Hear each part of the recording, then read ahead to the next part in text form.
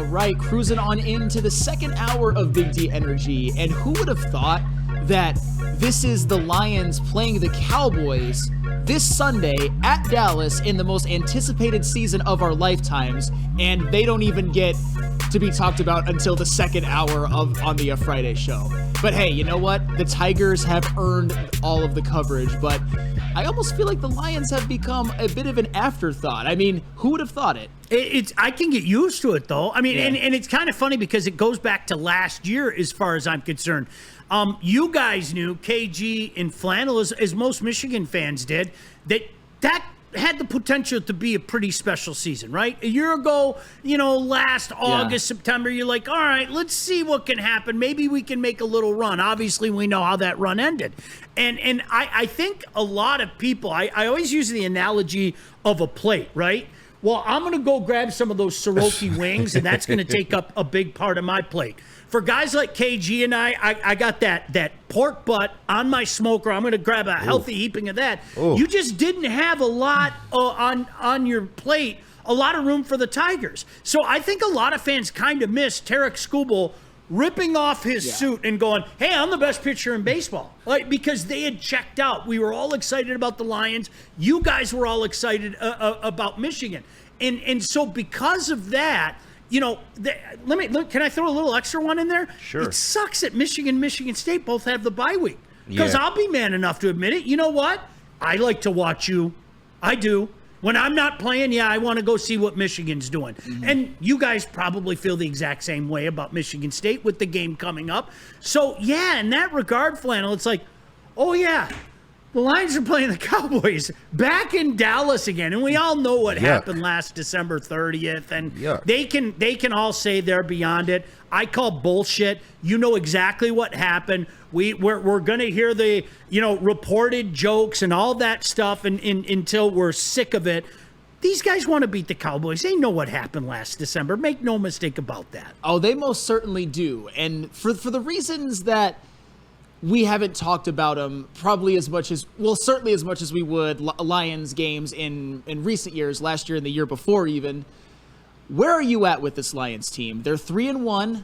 They're unfortunately in what looks like one of the toughest divisions in football. I mean, the Vikings are 5-0, the Packers are 3-2, the Bears are also 3-2. They're all over 500. But where are you at with this Lions team a quarter of the way through the season?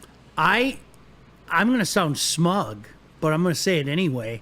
They're the best team in the NFC, and I don't hesitate saying it. I don't. Congratulations to Minnesota. You look legitimate. It was funny, Flannel. Neil and I were talking about this earlier in the week. Somebody said, well, oh my gosh, now we're behind Minnesota. What are we going to do? You guys understand that can all change now in the span of 9 days, right? Yeah. Sir. If the Lions go out and do what they should do this Sunday and then go to Minnesota and beat Minnesota, guess what? That insurmountable lead that the Vikings have on the Lions is gone. It's just like that in the span of 9 days. It's a nice problem to have, and I don't want you to get mad at me when I say this because I'm going to bring up Patrick Mahomes, okay? Yeah. I'm going to bring up Patrick Mahomes and the Kansas City Chiefs, and I'm not putting the Lions on the same plateau, okay? But the Chiefs just go about their business. They know that they have to play better. They know that they've gotten lucky here, there, and everywhere. It's a nice problem to have when you can win games and go out there with your B- effort. Go out there with your C+ effort. Do I want to see him put together that whole 60 minutes? Of course I do. Of course, we all do, right? But this is a Lion team that has gone out there and found a way. And obviously last week was a little bit more of what we expect from this football team. But when you can go out there and win more often than not when you don't have your A game, I think there's a confidence that grows from that. I think the Kansas City Chiefs are the poster child for that. Ooh, what's going on with Patrick Mahomes? How can you ask? Like, you know when the opportunity presents itself, he's going to go out there and do Mahomes things. And to Jared Goff's credit, he went out there and did Jared Goff things his last game out. So I don't hesitate, guys. I don't know about you. The Lions are the best team in the NFC until, well, the Minnesota Vikings knocked them off. How's that? Sound good to me. I mean, we'll see about that. But KG, I was going to just ask you the general question like I asked Sean, but are the Lions the best team in the NFC? I mean, it's hard to argue. Who would you really put over the Lions right now? Besides, okay, the Vikings, fine. Yeah. But they are on a bye week this week, so you're going to get them undefeated when you face them. So we'll find out who's the best team in NFC North soon enough. But there's no other team that you really put above the Lions at this point. I agree. The only reason when we've done power rankings that I've put the Vikings ahead of the Lions right now is because the Vikings have earned it with their play. Yeah, they got good wins. Yes. Do I think that the Lions are a better team? Absolutely. Do I think they have a really good shot of going into Minnesota and winning? 100%. I would bet on them, for the record. I'm not going to, but I would if I felt like making a bet that day. The Lions, you most certainly can argue, are the best team in the NFC. Spenny, what say you? Are the Lions the best team in the NFC? Yeah, I think they are. The Vikings have been the most impressive team in the NFC so far with the wins they've had over San Francisco and over Houston. Those were both big wins. But, yeah, when it comes down to it, I look at the Lions roster, and it is better than anybody else in the NFC. I fully expect them to go into Dallas and just absolutely curb stomp the Cowboys. Like, I think this is going to be an ugly game. And I wouldn't be surprised if Jared Goff went 19 for 19 in this game. I'm not even joking. They're going to be without Micah Parsons, DeMarcus Lawrence, and Marshawn Nealon. They already can't stop the run to save their lives. The Lions are going to absolutely manhandle the Cowboys. I think it being only a 3-point spread is extremely disrespectful. Guys, you know who I fear most in the NFC right now, and I'm not even joking, it's Washington. I'm sorry. We all know what the NFL is today. It is what can your quarterback do to the opposition and how can you get after their quarterback. What Jaden Daniels is doing right now, I don't think enough is being said about it. A rookie shouldn't be playing like this. He shouldn't be. I mean, I watch rookies do dumb things over and over, and that's why when people wanted to crown the fucking Bears during the offseason. Fuck the Bears, by the way. Fuck the Bears. When they wanted to crown the Fuck Bears them. in the offseason, one of the first things that I said is, I don't care how good this kid will eventually be. Rookie quarterbacks do dumb things. Jaden Daniels making it look easy right now. Yeah. He is. And I'm sorry. Like seriously, in the moment, you're in a playoff game. Sam Darnold or Jaden Daniels, who are you more afraid of, right?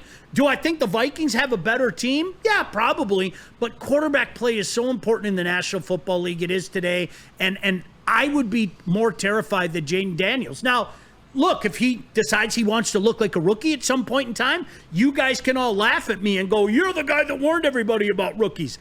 He doesn't look like it right now. He's downright frightening watching that cat play. No, he is. And the funny thing, too, is Jaden Daniels has, I mean, you could argue he's the MVP right now. I know it got brought up on Wake Up Woodward, and I bristled for a second, but no, it's not crazy at all. But also, Caleb Williams looks like he's figuring some things out as well. He does. Give him credit. He's played a couple really good games. He actually played a good second half against Indianapolis. They just weren't able to come back and win. But weaker teams, but nonetheless. I'm just, man, people, and this is where I got really off on a bad foot with like the Lions fans. I'm a big believer in Caleb Williams. I was mad that the Bears got him. Yeah.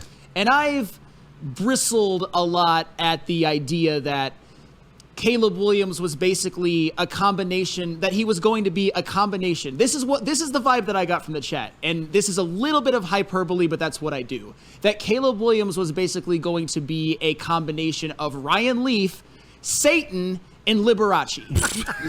That's the vibe that I was getting. And I'm like, what the F are you because he's a little flamboyant. No, I get that. I thought it was funny. Can we get AI to work on that? Is there any way we can get a picture of Satan, Liberace, and Ryan Leaf. And Ryan Leaf. All right, AI, do your work. That's hilarious. That's a good one. And I'm just like, what the F are you talking about? Yeah, he's got some things to clean up. And yeah, it looked really bad for him at the beginning, but he's got more talent. I think he's better. He's got more talent than you think. His escapability and ability to make plays off script, I think, could be Mahomes-esque, and he's better from the pocket than you think. This isn't the time to glaze the Bears, I understand, but we're talking about rookie quarterbacks. Jaden Daniels is obviously going to be a problem within the conference for many, many years, but Caleb Williams isn't looking so bad either, and I'm still upset that the Bears got him. Well, and it's funny because Sean Payton, I mean, look, Bo Nix is doing some things that nobody saw, okay? Yeah.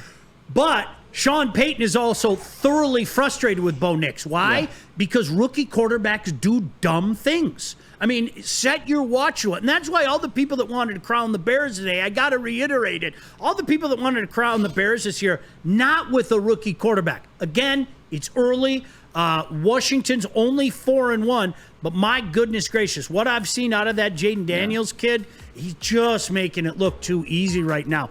That would terrify me down the stretch. It really would. Oh, yeah. And I can't stress this enough. Jaden Daniels is the obvious front runner for Rookie of the Year, and he damn well might win MVP. By the way, suck it, Chase. Yeah, Guys who watch Wake Up Woodward will understand. that what wasn't I his am- best work. what Suck I it, am. Chase.